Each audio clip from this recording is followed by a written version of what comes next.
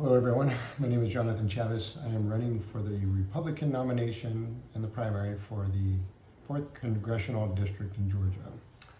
What I wanted to do is take a moment to just kind of address some of the current issues going on in America today, just so you can get a little bit better idea about my candidacy, my platform, where I stand. So one of the things that has come up recently is the baby formula shortage. This is affecting America nationwide. You hear much about it in the news and the media. You hear different talking points on either side of the aisle, what's causing it, and how we can fix it. So I was watching C-SPAN. I was watching the Congress talk about, passing the baby formula bill that is trying to help alleviate some of the issues for low-income families, for the Women, Infant, and Children's Program, the WIC program, the federal program that provides sustenance to low-income families.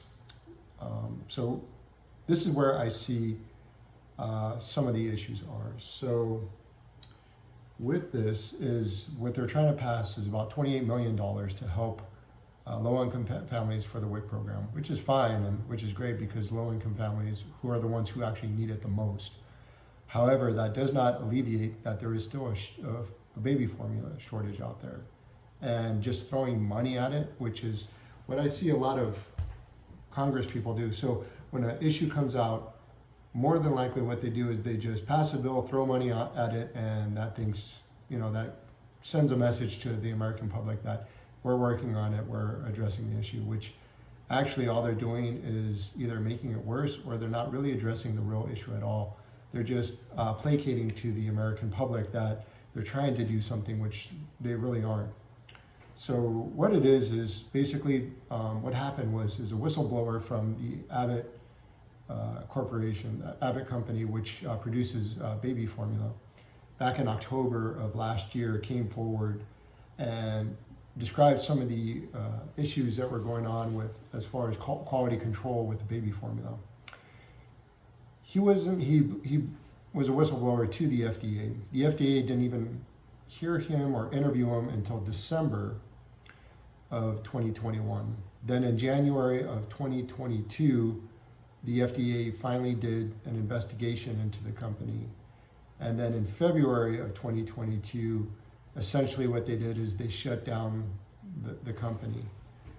Now, why this is a problem, and this is commonplace with government programs, what they do is they see something, they act, but they don't have a contingency plan. So they shut down one of the 3 largest manufacturers for baby formula in the US with no contingency plan on what's going to happen if we have a shortage. So essentially, now we're in a shortage.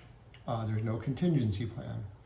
What they need to do is, what should happen is they should alleviate some of the tariffs on Canadian and European imports of baby formula. So surprisingly enough to many Americans and to a lot of people, the US is not the only ones who has baby formula for infants. Canada and a lot of Europe has actually high quality baby formula that can be supplied to the US to help alleviate the shortage. However, because of the FDA regulations and some of the tariffs in place, we are unable to do this. This bill will release some of those regulations for low income families, but what about the rest of us? I have a 10-month-old myself.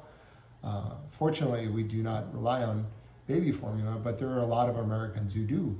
And there are a lot of Americans who don't qualify for the WIC program who rely on baby formula. So what about them?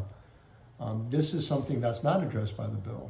Also, the $28 million is going to the FDA to help investigate and alleviate some of the shortage and fast track some of this baby formula to go to low-income families and to other families. So this is also another commonplace with government programs, is what they do is the institution, the FDA, which caused this problem without a contingency plan, now they're giving money to the same institution to help solve the problem, which doesn't make a lot of sense because it's not that the infrastructure or the personnel in the FDA change. All they're doing now is giving it more money. So put this in more simpler terms. So let's say you have a house and you hire a contractor to come out and build you a porch and you pay him $5,000. So these are arbitrary numbers. I don't, $5,000 is probably pretty low for building a porch, but bear with me here. So you pay a contractor $5,000, he builds you a porch, looks good, he leaves, and then the city inspector comes out to inspect your porch and says, oh, you have this violation, and this violation. And then you, instead of going back to the contractor saying, hey, you need to fix these violations, because this is what happened, and this is what the city inspector said, what would be happening is, with the FDA, is the same thing with the contractor. Is if you went back and paid the contractor and said, you know what, I'm going to pay you $10,000 to fix these issues from the porch that you built that was substandard. It's the kind of the same issue with the FDA. The FDA created this issue. They didn't have a contingency plan, but now Congress is going to give them a huge substantial portion of money to help fix the problems that they created. So, and there's nothing else in place. So this is one of the reasons why we have these issues in Congress, is that they throw money at, they throw money into these bills and tell the American public we're working on it when it really doesn't solve any of the issues. Thank you. Look for my next video, which I will be talking about economics and inflation, coming up shortly. Thank you. Have a good night.